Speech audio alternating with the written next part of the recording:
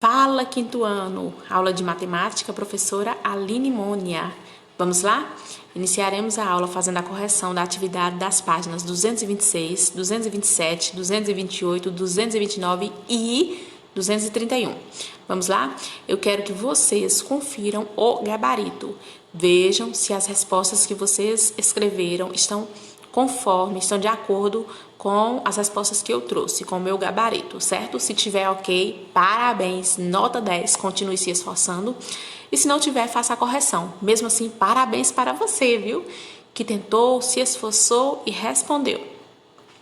Então, vamos lá, confiram aí, ó, questão 2, página 227, os problemas. Temos questão 1, João comprou 10,2 quilos de lentilha naquela semana.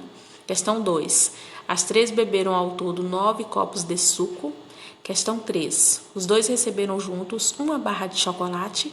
Questão 4, ela usou 4,4 metros de tecido nas 3 saias. Página 228, questões 1, 2 e 3. Temos aí os problemas. Questão 1, ainda faltam 2,25 quilômetros para Caio correr. Questão 2, restaram 9,9 metros de renda. Questão 3, sobrou 1,54 litros de óleo. Questão 4, falta 0,23 do livro para Luiz terminar de escrever. Questão 5, sobraram 74,6 quilos de farinha de mandioca.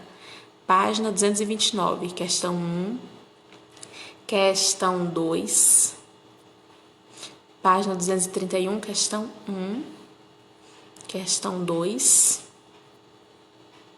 e finalizamos a nossa correção.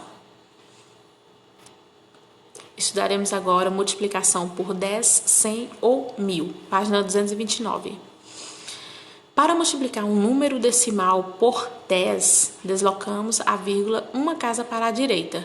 Se for por 100, você vai deslocar a vírgula 2 casas para a direita. E se for por 1000, você vai deslocar a vírgula 3 casas para a direita. Por quê? Porque no 10 eu só tenho um zero, então a vírgula vai andar uma casa para a direita. No 100 eu tenho 2 zeros, a vírgula irá andar 2 casas para a direita. E no 1000 eu tenho 3 zeros. A vírgula irá andar 3 casas para a direita. Observem, aqui eu tenho 8,543 vezes 100. Então, a vírgula andou uma casa para a direita. Aqui eu tenho dividido vezes 100, a vírgula andou 2 casas para a direita. E no próximo exemplo eu tenho vezes 1000, a vírgula andou 3 casas para a direita. 1, 2, 3, sumindo. Significa que ela está depois do número 3.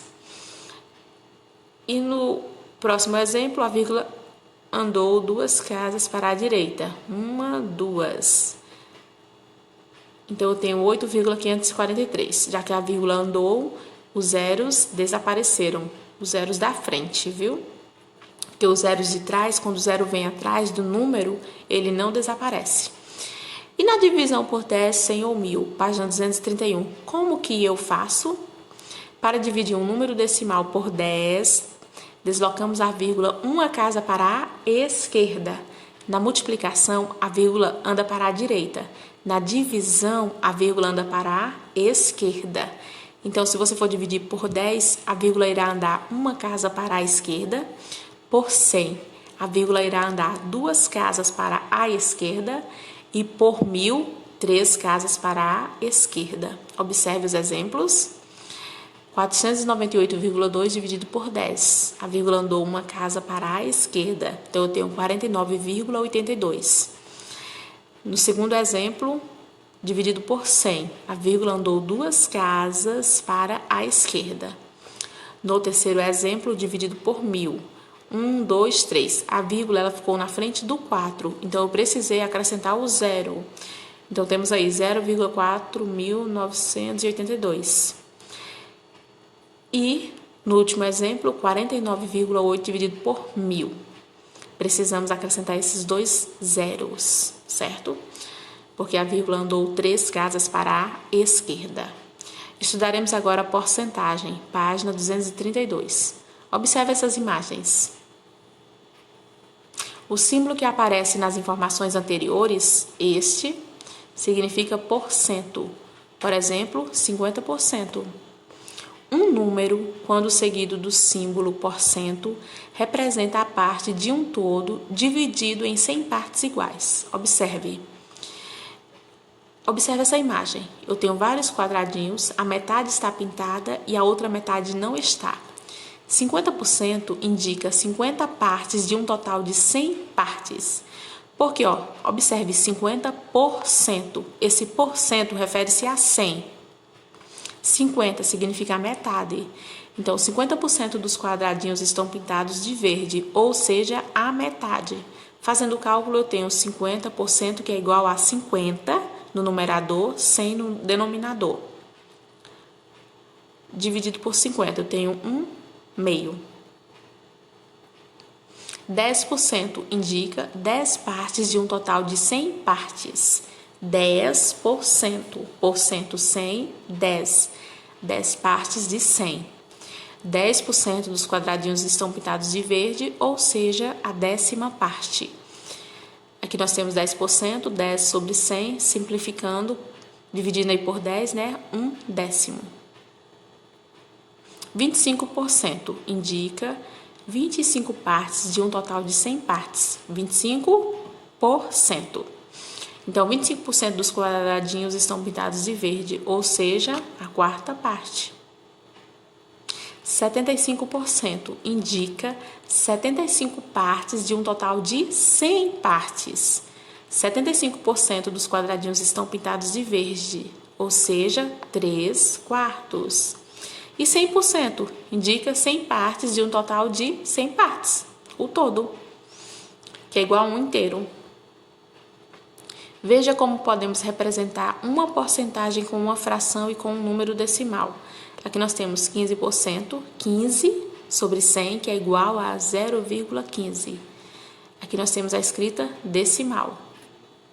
Calculando porcentagens, página 234. Veja o exemplo a seguir. Em uma sala com 45 alunos, 20% deles preferem usar calças à bermuda. Quantos alunos preferem usar calça? Então, 20% não é igual a 20 sobre 100? 20% de 45. Eu vou escrever 20%, 20 sobre 100, vezes 45. Então, multiplicando aqui 20 vezes 45, eu tenho 900 e embaixo eu tenho 100. Como eu tenho 2 zeros aqui em cima e 2 zeros embaixo, eu corto, fico apenas com o 9. Ou 900 dividido por 100 é igual a 9. Ou seja, 9 dos 45 alunos preferem usar calça. Vamos estudar agora gráfico de setores, página 235. As 3 turmas do 5º ano de uma escola irão ao cinema. 3 gêneros de filmes foram indicados pela professora para os alunos escolherem o que preferem assistir. Então, nós temos romance, aventura ou ação. Os 120 alunos votaram e o resultado foi o seguinte. Então, nós temos aqui, aventura, ação e romance. E temos a imagem representando. Do gráfico, podemos retirar algumas informações. O gênero mais votado foi qual? Foi o de aventura. O número de alunos que escolheu o gênero aventura foi 60. Por quê? Porque ele representa a metade da região do gráfico, já que o gráfico em si ele representa o todo, ele representa os 120 alunos. Os gêneros de ação e romance tiveram a mesma quantidade de votos. Em porcentagem, 50% dos alunos escolheram o gênero aventura, já que foi a metade, né? 25% escolheram o gênero ação e 25% escolheram o gênero romance. Gráfico de setores ou gráfico circular é usado para representar valores com base em um todo. Cada setor do gráfico corresponde a uma parte das informações coletadas em uma pesquisa, certo? Então, agora vocês irão responder a atividade do livro, página 230, 232, 233, 234, 235 e 236. Respondam a atividade, pois na próxima aula nós faremos a correção. Caprichem na letra, viu? Tchau e até a próxima!